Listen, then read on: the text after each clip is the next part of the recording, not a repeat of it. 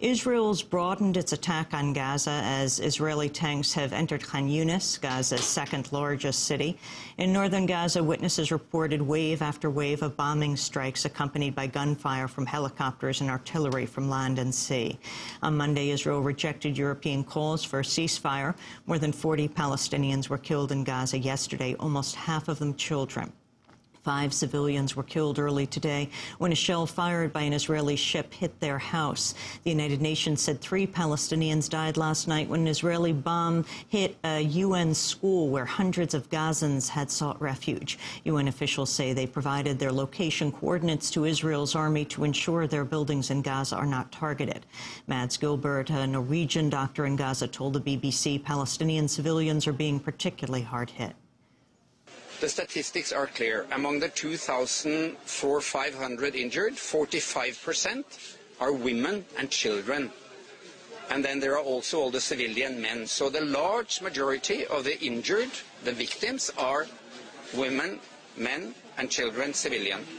Among the killed, 25% of the killed are children and women. And among the children, today, this morning, it was 801 children either killed or injured. 101 children have been killed. Dr. Gilbert also criticized Israel for claiming there's no humanitarian crisis. I ask, where is the international community who has this big organization to come to disasters? We are 2 doctors from the West. Where are the others? They are not let in because the Israelis say there is no disaster. Now, how can they know? They never came here. They never saw. They don't care. So this is the worst man-made disaster for the time I can think. Earlier today, the International Committee of the Red Cross said Gaza was now in a full-blown humanitarian crisis. Over the past 11 days, at least 573 Palestinians have been killed, with more than 2,500 wounded. 4 Israeli soldiers were also killed Monday, bringing the Israeli death toll to 8.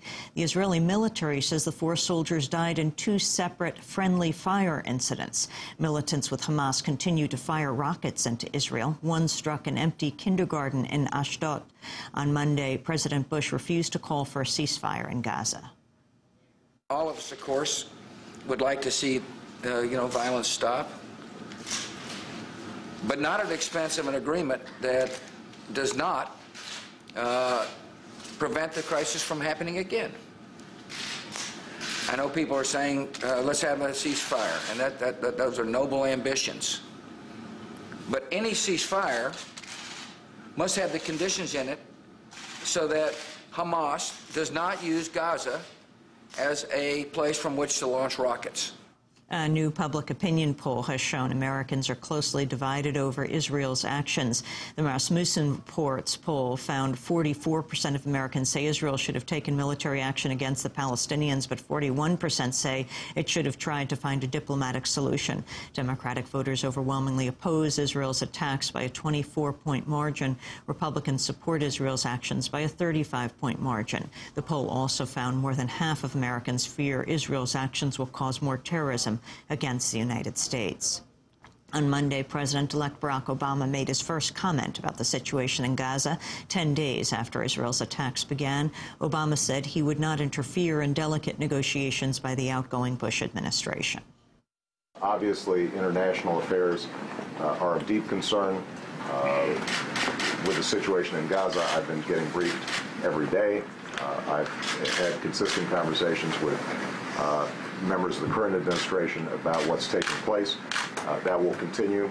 I will continue to insist that when it comes to foreign affairs, it is particularly important to adhere to the principle of one president at a time, because there are delicate negotiations taking place right now, and we can't have 2 voices coming out of the United States when you have so much at stake. Palestinian Foreign Minister Riyad al-Maliki criticized Obama's position. Disappointedly, that President-elect Obama refused to comment on the situation in Gaza, despite the fact that he commented on the situation on the bombing in Mumbai, in India, and we expected him really to be open and responsive to the situation in Gaza.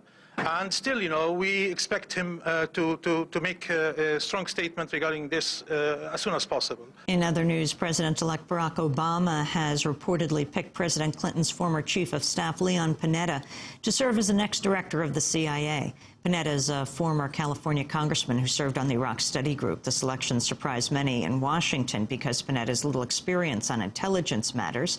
He was also chief of staff under President Clinton for more than 2 years. Democratic Senator Dianne Feinstein, the new chair of the Senate Intelligence Committee, criticized Obama's pick. Feinstein said, quote, "My position has consistently been that I believe the agency is best served by having an intelligence professional in charge at this time." Leon Panetta has been a vocal critic of the Bush administration's torture policies. He wrote last year, quote, "Those who support torture may believe we can abuse captives in certain select circumstances and still be true to our values, but that's a false compromise. We either believe in the dignity of the individual, the rule of law, and the prohibition of cruel and unusual punishment, or we don't. There's no middle ground. We cannot and we must not use torture under any circumstances," he said. Meanwhile, President-elect Obama has picked another outspoken critic of the Bush administration's interrogations policy to head the Office of Legal Counsel, a top position in the Justice Department. Dawn Johnson is a law professor at Indiana University. Last year, she said she was appalled by Justice Department memos that allowed for the torture of prisoners. Obama also announced that Harvard Law School Dean Elena Kagan will become Solicitor General. On Monday, President-elect Obama also called on Congress to approve a massive stimulus package to help revive the economy. We are in a very difficult spot. The economy is bad. The situation is getting worse. Last week, we learned that manufacturing had hit a 20-year low. On Friday, we're going to get the final jobs report from this year, and every indication is that we will have lost in 2008 more jobs than at any time since World War II. It's clear that we have to act, and we have to act now to address this crisis and break the momentum of the recession, or the next few years could be dramatically worse. In Minnesota, the state canvassing board has unanimously certified Democrat Al Franken's 225-vote lead over Republican incumbent Senator Norm Coleman. The Coleman campaign plans to file a lawsuit today in order to prevent Governor Tim Pawlenty and Secretary of State Mark Ritchie from certifying the election. Al Franken briefly spoke to reporters on Monday.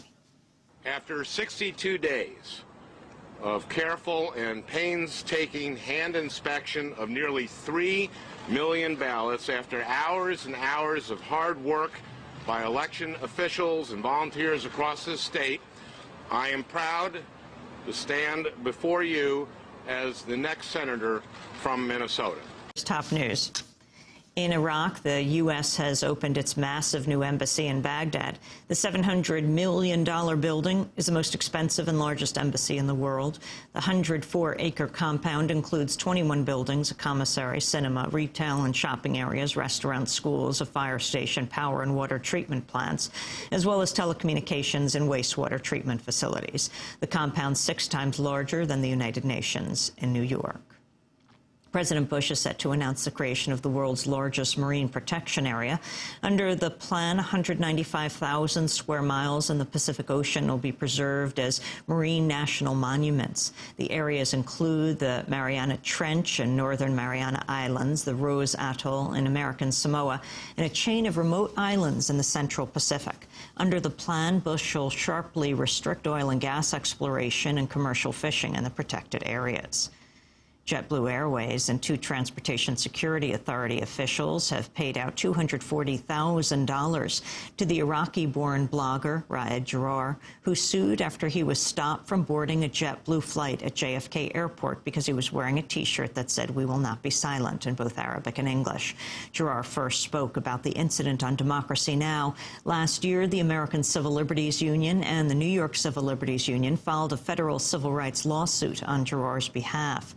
ACLU attorney Aidan Fine said, quote, "This settlement should send a clear message to all TSA officials and airlines they cannot discriminate against passengers based on their race or the ethnic content of their speech."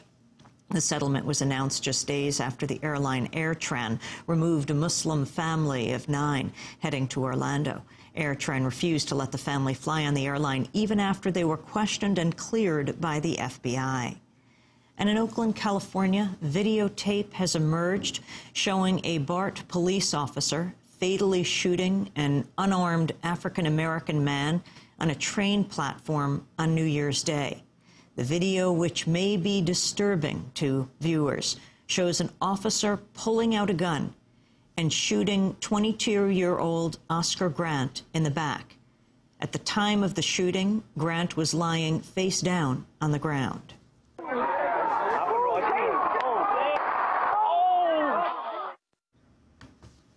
The video was shot by a passenger on a train stopped at Oakland's Fruitvale station.